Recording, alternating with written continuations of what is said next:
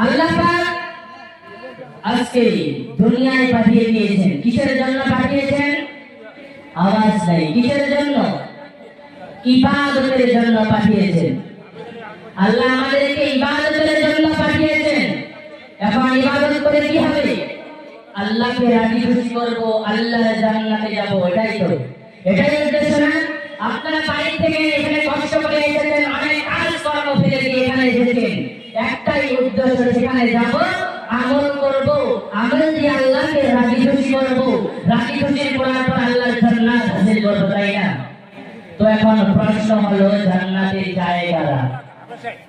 জান্নাতে যায় কারা? মানুষ জান্নাতে যায়, জানোয়ার জান্নাতে যাবে না। কি বলছি আমি? মানুষ জান্নাতে যায়, জানোয়ার জান্নাতে যাবে না। এই কথা শোনার পরে একদল মানুষ আছে, চিন্তা করে আর জবাব দেয়, ও আলাম, তোর দলিল অনুযায়ী আমরা মানুষ, আমরা জানোয়ার না, তাহলে আমরা জান্নাতি, নামাজ পড়ার কোনো প্রয়োজন লাগবে না। এমন মানুষ আছে কিনা বলেন? আওয়াজ নেই, জোরে বলেন, আছে কিনা বলেন? ও সঙ্গপাড়ার মানুষেরা কান খুলে শুনে নাও, মানুষ জান্নাতে যাবে, কিন্তু সব মানুষ জান্নাতে যাবে না। তাহলে কোন মানুষ জান্নাতে যাবে? ইমানদারেরা জান্নাতে যাবে। কারা? জোরে বলেন কারা? ইমানদারেরা জান্নাতে যাবে, কিন্তু সব ইমানদার জান্নাতে যাবে না।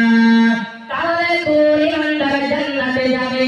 ভেজাল মুক্ত ইমানদার যারা, নির্ভেজাল ইমানদার যারা, জান্নাতে একমাত্র যাবে তারা। জোরে বলি সুবহানাল্লাহ। বলেন নির্ভেজাল ইমানদার কারা, ভেজাল মুক্ত ইমানদার কারা, এ কথা আমাদের জানিয়ে দেবে না হলে ছাড়ব না। আল্লাহকে প্রশ্ন করলাম, আল্লাহ নির্ভেজাল ইমানদার কারা, ভেজাল মুক্ত ইমানদার কারা? মহান আল্লাহ জানিয়ে দিলেন, ইয়া আইয়ুহাল্লাযীনা আমানু দুখুলু ফিস-সিলমি কাফা। মহান আল্লাহ জানিয়ে দিলেন, ও আমার ইমানদার বান্দারা, কান খুলে শুনে নাও, তোমরা যদি ভেজাল ইমানদার হতে যাও, তোমরা যদি ভেজাল মুক্ত ইমানদার হতে যাও, তাহলে আমার ইসলামের ভান্ডারের ভিতরে পুরোপুরি ঢুকে যাও। কি বললেন আল্লাহ? তোমরা যদি এর ভেজাল ইমানদার হতে চাও, ভেজাল মুক্ত ইমানদার হতে চাও, তাহলে আমার ইসলামের ভান্ডারের ভিতরে পুরোপুরি ঢুকে যাও। আর এই আয়াতে জানিয়ে দিলেন, ইয়া আইয়ুহাল্লাযীনা আমানুত্তাকুল্লাহ হাক্কা তুকাতিহি ওয়া লা তামুতুন্না ইল্লা ওয়া আনতুম মুসলিমুন। আল্লাহ জানিয়ে দিলেন, আমার বান্দারা, আমি আল্লাহকে ভয় করো। কাকে ভয় করতে বলেছেন? আমি আল্লাহকে ভয় করো। কেমন ভয় করবে? হাক্কা তুকাতিহি, ভয় করার মতো ভয় করবে। ভয় করার মতো ভয় করি আমরা। আওয়াজ নেই, জোরে ভয় করি আমরা। ও সঙ্গপাড়ার মানুষেরা, পিপিলিকাকে দেখে ভয় লাগে কিনা বলেন? আওয়াজ নেই, জোরে ভয় লাগে কিনা বলেন? মশাকে দেখে ভয় লাগে কিনা বলেন? বিড়ালকে দেখে ভয় লাগে কিনা বলেন? কুকুরকে দেখে ভয় লাগে কিনা বলেন? ও মুসলমানেরা, বাঘকে দেখে ভয় লাগে কিনা বলেন?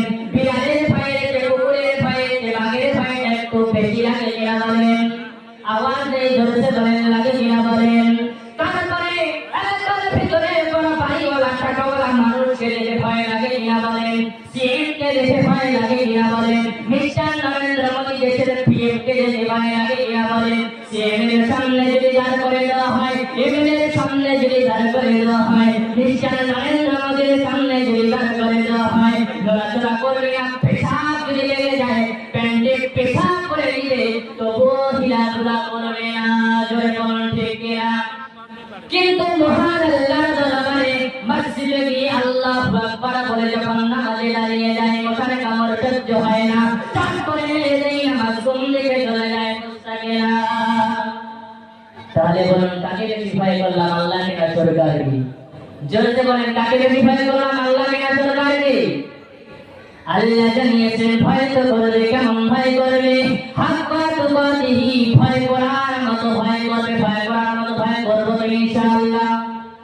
আওয়াজ নেই, জোরসে বলেন করবো তো ইনশাআল্লাহ।